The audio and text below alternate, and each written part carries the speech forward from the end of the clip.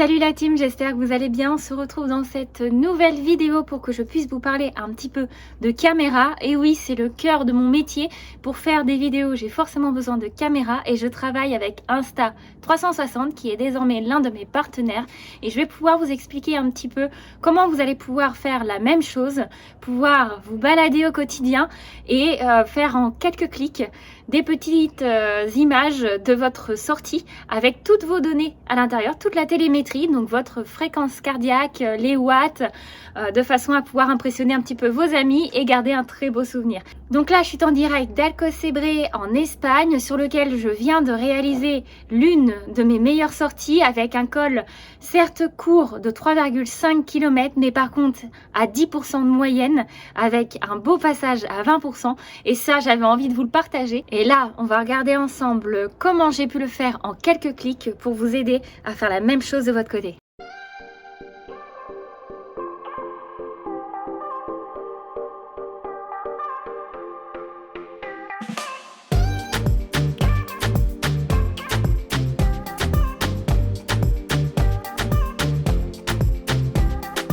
Et oui, il s'agit de l'Insta360 X4, le tout dernier modèle que Insta360 a pu sortir il y a 3 mois. Et j'ai justement la chance de pouvoir la posséder depuis déjà 3 mois, sur lequel j'ai l'habitude de l'utiliser à chacune de mes compétitions. Ce que j'aime sur cette caméra, c'est qu'elle dispose d'une coque de protection ainsi que de petits verres à mettre par-dessus l'optique de façon à ne pas les abîmer.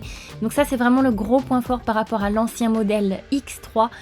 Sur lequel j'ai pu également faire usage au quotidien. Autre avantage de cette caméra, elle filme en 8K, ce qui est vraiment la meilleure performance possible en termes de caméra amateur à aujourd'hui. Elle filme en 360 degrés et elle dispose de 67% d'autonomie supplémentaire que sa petite sœur, puisqu'elle a une autonomie de 2h15. Et enfin, elle est étanche, ce qui retire tout problème lors de nos compétitions sous la pluie. En revanche, l'ensemble de ces avantages vous coûteront 24 grammes de plus en termes de poids, puisque l'Insta360 X4 est plus imposante que sa petite sœur.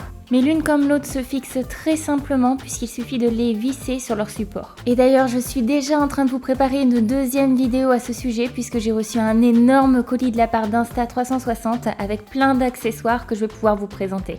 Personnellement, je suis vraiment ravie de la Insta360 X4 étant donné qu'elle est beaucoup plus aéro que l'Insta360 One RS que j'utilisais l'année dernière, et ce malgré qu'elle fasse 76 grammes de plus.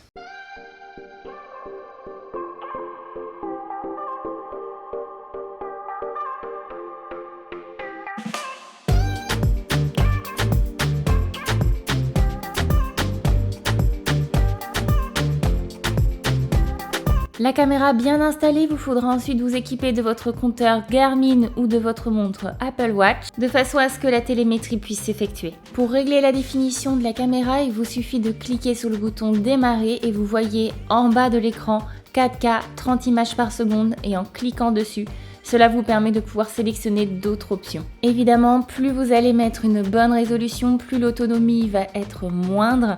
Donc c'est pour ça que moi je me contente du 4K et en 30 images par seconde, puisque le 30 images par seconde est bien adapté lorsqu'on n'a pas besoin de faire de ralenti. Ce que je trouve aussi génial avec cette caméra, c'est qu'en appuyant sur ce petit bouton, vous avez des modes prédéfinis en fonction de la discipline que vous effectuez, de façon à déterminer les paramètres les plus adaptés.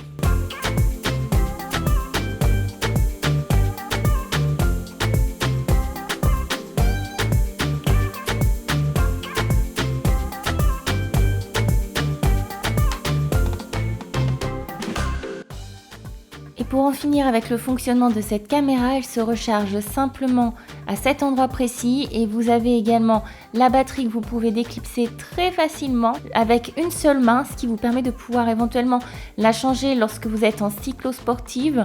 En compétition, ça reste compliqué, mais en cyclosportive, c'est jouable pour l'avoir fait, notamment lors de l'étape du Tour, et je vous remets le lien en description si vous n'avez pas encore vu cette vidéo. Et bien sûr, l'emplacement de la carte SD que je viens de vous montrer, et je vous conseille d'ailleurs de prendre minimum 250 Go, et pour ma part, j'utilise des cartes SD de 500 Go de façon à pouvoir capturer des longues épreuves de plusieurs heures. Donc une fois que votre sortie est effectuée, que vous avez bien allumé votre montre ou votre compteur ainsi que votre Insta360, vous pouvez aller sur l'application Insta360 de façon à jumeler votre téléphone avec votre caméra. Et surtout à ce moment-là, gardez bien votre caméra allumée avec sa carte mémoire à l'intérieur ainsi que votre compteur ou votre montre d'allumer. Ensuite, vous cliquez sur l'onglet Album qui se trouve en bas de l'écran et vous retrouvez donc ici l'ensemble des fichiers que vous avez à l'intérieur de la carte mémoire. Vous sélectionnez donc le fichier sur lequel vous souhaitez travailler. Vous avez ensuite 3 menus qui s'affichent en haut de l'écran, donc un onglet IA qui permettra de faire la vidéo à votre place, puisque l'intelligence artificielle sélectionnera les moments les plus importants en mettant les angles qui vont bien avec.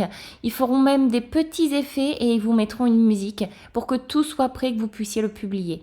Le mode rapide permettra à ce que vous puissiez faire la même chose, mais en sélectionnant vous-même les angles de la caméra que vous voulez donner. Et il faudra utiliser le mode pro pour profiter de toutes les options de l'application et donc rapatrier la télémétrie. Vous avez donc tout un tas d'options qui s'affichent en bas de l'écran et vous pouvez cliquer sur Stats de façon à pouvoir synchroniser la caméra avec votre compteur ou votre montre. Vous cliquez ensuite sur la petite bande défilante en bas de l'écran et vous avez donc le menu qui s'affiche pour sélectionner ce qui vous concerne. Et dans mon cas, j'avais utilisé le compteur Garmin. Vous avez donc un nouveau menu qui apparaît qui vous permet de choisir le style de télémétrie que vous souhaitez. Puis vous pouvez cocher ou décocher les données une à une pour les rendre visibles ou au contraire les masquer. Vous pouvez ensuite déplacer chacune de vos données sur l'écran ainsi que choisir sa taille.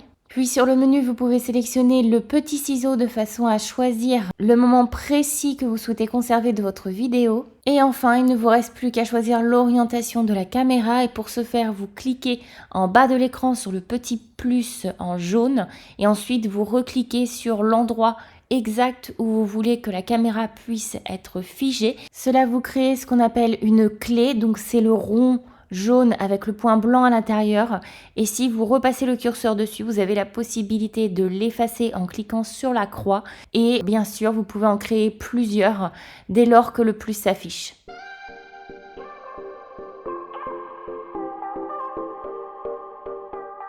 Et une fois cette opération terminée, votre vidéo est prête à être exportée. Vous pouvez donc cliquer sur exporter en haut à droite de l'écran de façon à pouvoir choisir la résolution et le support sur lequel vous souhaitez l'enregistrer ou le partager.